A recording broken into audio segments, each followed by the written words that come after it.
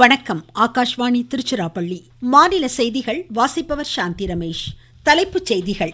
India America இடையிலான வரலாற்று சிறப்புமிக்க வர்த்தக ஒப்பந்தத்திற்கு தேசிய ஜனநாயக கூட்டணியின் நாடாளுமன்ற குழு பிரதமர் திரு நரேந்திர மோடிக்கு பாராட்டு தெரிவித்தது. இந்தியா அமெரிக்க ஒப்பந்தம் சார்ந்த முழு விவரங்கள் விரைவில் வெளியிடப்படும் என்று மத்திய அமைச்சர் திரு ஜே.பி. நட்டா கூறியுள்ளார். முன்னாள் முதலமைச்சர் சி.என். அண்ணாதுரையின் 57வது நினைவு தினத்தையொட்டி திமுக தலைவரும் முதலமைச்சருமான திரு மு.க. ஸ்டாலின் தலைமையில் சென்னையில் அமைதி பேரணி இன்று நடைபெற்றது. நாட்டின் வளர்ச்சி உள்கட்டமைப்பு மேம்பாட்டிற்கு மத்திய நிதிநிலை அறிக்கை வழிகோலும் என்று பிஜேபி தேசிய பொதுக்குழு உறுப்பினர் திரு அண்ணாமலை குறிப்பிட்டுள்ளார். தமிழ்நாட்டில் இலவச திட்டங்களுக்கான செலவுகள் எதிர்காலத்திற்கான முதலீடுகள் என்று மாநில அமைச்சர் திரு முத்துசாமி கூறியுள்ளார். இனி விரிவான செய்திகள். இந்தியா அமெரிக்கா இடையிலான வரலாற்று சிறப்புமிக்க வர்த்தக ஒப்பந்தத்தின் வெற்றிக்கு தேசிய ஜனநாயக கூட்டணியின் நாடாளுமன்ற குழு கூட்டத்தில் பிரதமர் திரு நரேந்திர மோடிக்கு பாராட்டு தெரிவிக்கப்பட்டுள்ளது. புதுடெல்லியில் இன்று செய்தியாளர்களிடம் இதனை தெரிவித்த நாடாளுமன்ற விவகாரத்துறை அமைச்சர் திரு கிரண் ரிஜிஜு, பிரதமர் திரு நரேந்திர மோடி தலைமையிலான ஆட்சியில் இதுவரை 39 நாடுகள் இந்தியாவுடன் தடையற்ற வர்த்தக ஒப்பந்தம் செய்து கொண்டிருப்பதாக எடுத்துரைத்தார். கட்சியின் தேசிய தலைவர் திரு நிதின் நபீனுக்கும் வரவேற்பு அளிக்கப்பட்டதாக திரு கிரண் ரிஜிஜு கூறினார். இந்த கூட்டத்தில் பங்கேற்ற மத்திய அமைச்சர்கள் திரு அமித்ஷா, திரு ராஜ்நாத் சிங், திரு நிதின் கட்கரி, திரு ஜே.பி. நட்டா உள்ளிட்டோர் பிரதமர் திரு நரேந்திர மோடிக்கு வாழ்த்து தெரிவித்துள்ளனர். இந்தியா அமெரிக்கா இடையிலான வரலாற்று சிறப்புமிக்க தடையற்ற வர்த்தக ஒப்பந்தம் நிறைவேறியதற்காக பிரதமர் திரு நரேந்திர மோடி மற்றும் அமெரிக்க அதிபர் டொனால்டு டிரம்பிற்கு மத்திய அமைச்சர் திரு பியூஷ் கோயல் நன்றி தெரிவித்துள்ளார். ஒத்த கருத்துடைய இரண்டு ஆற்றல் மிகு நாடுகளின் வணிகம் தொடர்பான செயல்பாடுகளை இது பிரதிபலிப்பதாக அவர் எடுத்துரைத்தார். வளர்ச்சி, அமைதிக்கு பெரிய அளவில் இது வழிகோலும் என்று மத்திய தகவல் ஒலிபரப்புத்துறை அமைச்சர் திரு அஸ்வினி வைஷ்ணவ் கூறியுள்ளார். இரு நாட்டு மக்கள் மட்டுமல்லாமல் சர்வதேச நாடுகளும் இதனால் பயன்பெறும் என்று அவர் கூறினார். இந்த ஒப்பந்தத்தால் இந்தியாவில் தயாரிப்போம் இயக்கத்திற்கு உத்வேகம் ஏற்படும் என்று குறிப்பிட்டுள்ள மத்திய இணையமைச்சர் டாக்டர் எல். முருகன், இளையோர், சிறு குறு தொழில் நிறுவனங்கள், விவசாயிகள் பெரிதும் பயன்பெறுவார்கள் என்றார். நம் தேசத்தின் வளர்ச்சியில் உலக நாடுகள் கொண்டுள்ள நம்பகத்தன்மையையும் பிரதமர் திரு நரேந்திர மோடியின் வெற்றிகரமான தலைமைத்துவத்தையும் இந்த ஒப்பந்தம் பிரதிபலிப்பதாக அவர் கூறினார்.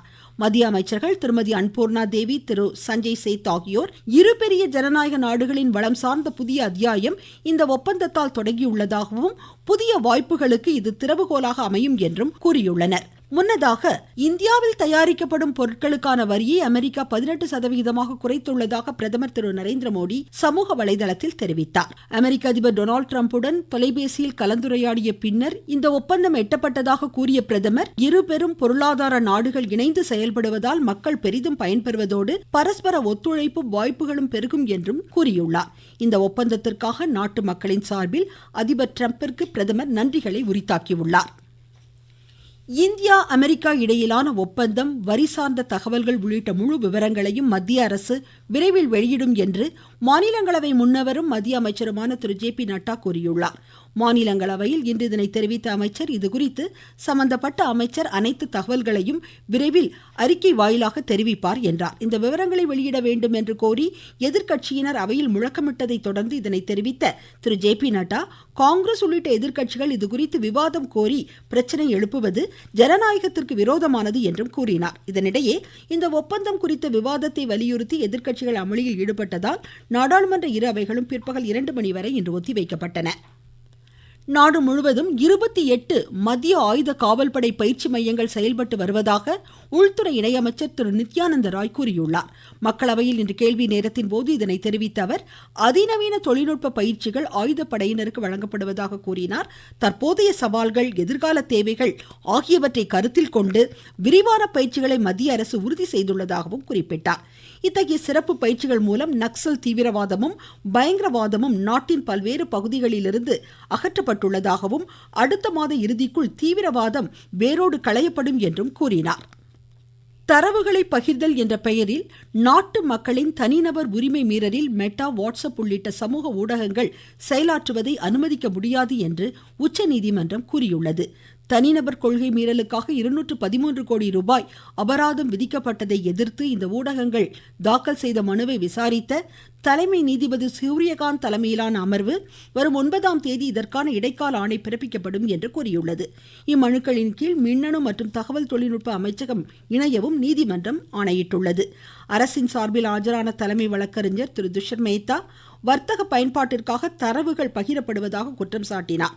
இதற்கு பதிலளித்த தலைமை நீதிபதி சூரியகாந்த், இது சார்ந்த அரசியல் சாசன உத்தரவை பின்பற்ற முடியாவிட்டால் சம்பந்தப்பட்டவர்கள் இந்தியாவை விட்டு வெளியேறலாம் என்றும் நாட்டு மக்களின் தனிநபர் சுதந்திரத்தில் எவ்வித சமரசத்திற்கு இடமில்லை என்றும் குறிப்பிட்டார். நீங்கள் கேட்டுக்கொண்டிருப்பது ஆகாஷ்வாணியின் மாநில செய்தி அறிக்கை.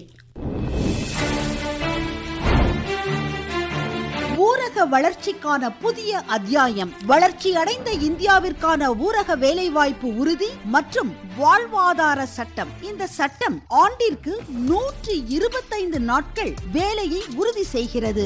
வாரந்தோறும் ஊதியம் வழங்கப்படுவது கட்டாயமாக்கப்பட்டுள்ளது. பணி முடிந்த 15 நாட்களுக்குள் ஊதியம் வழங்குவதை உறுதி செய்வதற்கான சிறப்பு அம்சங்களும் இதில் இடம்பெற்றுள்ளன. கால தாமதமாக ஊதியம் வழங்கப்பட்டால் அதற்கான இழப்பீட்டு தொகைக்கும் இதில் வகை செய்யப்பட்டுள்ளது. வளர்ச்சி அடைந்த இந்தியாவிற்கான பயணத்தில் மோடி அரசு தொடரும் சீர்திருத்த நடவடிக்கைகள். தமிழக முன்னாள் முதலமைச்சர் CN அண்ணாதுரையின் 57வது நினைவு தினம் இன்று கடைபிடிக்கப்படுகிறது. இதையொட்டி திமுக தலைவரும் முதலமைச்சருமான திரு மு.க. ஸ்டாலின் தலைமையில் சென்னை அண்ணா சிலையிலிருந்து அண்ணா சதுக்கம் வரை அமைதி பேரணி இன்று நடைபெற்றது. அண்ணாவின் சொந்த ஊரான காஞ்சிபுரத்தில் உள்ள அன்னாரது நினைவு இல்லத்தில் மாவட்ட ஆட்சித்தலைவர் திருமதி கலைச்செல்வி மோகன் மாலை அணிவித்து இன்று மரியாதை செலுத்தினார். இதனிடையே சென்னை கொளத்தூர் தொகுதிக்குட்பட்ட அகரத்தில் சென்னை பெருநகர வளர்ச்சி குழுமம் சார்பிலான இரத்த சுத்திகரிப்பு நிலையம், மறுவாழ்வு மையம், நியாய விலை கடைகள், வலைதள மின்மாற்றி கட்டமைப்பு பணிகளை முதலமைச்சர் இன்று துவக்கி வைத்தார். நாட்டின் வளர்ச்சியையும் உள்கட்டமைப்புகளையும் மேம்படுத்துவதற்காக வரும் நிதியாண்டின் பட்ஜெட் வழிகோலும் என்று பிஜேபி தேசிய பொதுக்குழு உறுப்பினர் திரு அண்ணாமலை கூறியுள்ளார். கோவையில் இன்று செய்தியாளர்களிடம் பேசிய அவர், நம் நாட்டின் பொருளாதார வளர்ச்சி வரும் நாட்களில் 8% எட்டும் என்று கணிக்கப்பட்டுள்ளதை சுட்டிக்காட்டினார். ரயில்வே, ஜவுளித்துறைகளை மேம்படுத்தும் விதமாகவும் தொல்லியல் ஆராய்ச்சிக்காகவும் தமிழகத்திற்கு நிதி ஒதுக்கீடு செய்யப்பட்டுள்ளது குறிப்பிடத்தக்கது என்றும் அவர் தெரிவித்தார். தமிழ்நாட்டில் காலி மது பாட்டிலை ஒப்பந்த அடிப்படையில் தனி முகமை மூலம் பெறுவதற்கான ஏற்பாடுகள் மேற்கொள்ளப்படுவதாக மாநில மதுவிலக்கு ஆயத்தீர்வைத்துறை அமைச்சர் திரு முத்துசாமி கூறியுள்ளார். ஈரோடில் இன்று செய்தியாளர்களிடம் பேசிய அவர், மதுபான கடைகளை உடனடியாக மாற்ற முடியாது என்றும் படிப்படியாக தான் அதனை குறைக்க வேண்டும் என்பதில் அரசு தெளிவாக உள்ளதாகவும் குறிப்பிட்டார். மது பழக்கத்திற்கு இளைஞர்கள் ஆளாவதை தடுக்க விழிப்புணர்வு ஏற்படுத்தப்பட்டு வருவதாகவும் அவர் கூறினார். பள்ளி மாணாக்கருக்கான காலை உணவு திட்டம், மகளிர் உரிமை தொகை, கல்லூரி மாணாக்கருக்கு உதவித்தொகை போன்றவை வளர்ச்சிக்கானவை என்றார். இலவச திட்டங்களுக்கான செலவு எதிர்காலத்திற்கான முதலீடு என்று அவர் குறிப்பிட்டார். காலி பணியிடங்களை உடனடியாக நிரப்ப வேண்டும், நிலுவை காலத்திற்கான ஊதியத்தை வழங்க வேண்டும் உள்ளிட்ட 10 அம்ச கோரிக்கைகளை வலியுறுத்தி தமிழ்நாடு சத்துணவு மற்றும் அங்கன்வாடி பணியாளர்கள் போராட்டத்திலும் ஆர்ப்பாட்டத்திலும் இன்று ஈடுபட்டனர். நாமக்கல் மாவட்டத்தில் பனை மரங்களை வெட்ட அனுமதி கட்டாயம் என்று ஆட்சித்தலைவர் திருமதி துர்காமூர்த்தி கூறியுள்ளார். இதுகுறித்து எமது செய்தியாளர். நாமக்கல் மாவட்டத்தில் பனைமரங்களை வெட்டுவதற்கு மாவட்ட ஆட்சியரின் அனுமதி பெற வேண்டும் என மாவட்ட நிர்வாகம் அறிவுறுத்தியுள்ளது. 100 ஆண்டுகளுக்கு மேலான ஆயுட்காலம் கொண்ட பனைமரத்தினை செங்கல் சூளை தொழிற்சாலை பயன்பாட்டிற்கு அளித்து வருவதால் அதை தடுக்கும் பொருட்டு பனைமரங்கள் வெட்ட அரசின் வழிகாட்டு நெறிமுறைகள் வெளியிடப்பட்டுள்ளன. அனைத்து பாகங்களும் பயன் தரும் கற்பக விருட்சமான பனைமரத்தினை பாதுகாக்க அனைவரும் ஒத்துழைப்பு அளிக்க வேண்டும் என்றும் மாவட்ட நிர்வாகம் கேட்டுக் கொண்டுள்ளது. நாமக்கல்லிலிருந்து எஸ். கண்ணன். தூத்துக்குடி மத்திய கடல் மீன்வள ஆராய்ச்சி நிலையத்தில் செயற்கை முத்து தயாரிப்பு, கடல் வளம் உள்ளிட்டவை குறித்து